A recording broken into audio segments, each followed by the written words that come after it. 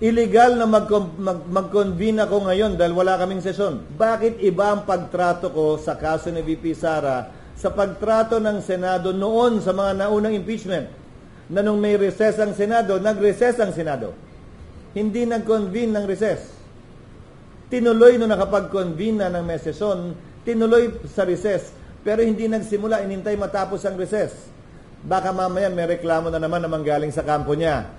Naika nga, minamadali ito. Kung papakinggan ko yung mga gustong ma-impeach sa VP Sara at gagawin ko yan, magre-reklamo naman yung kabila na minamadali talaga ito.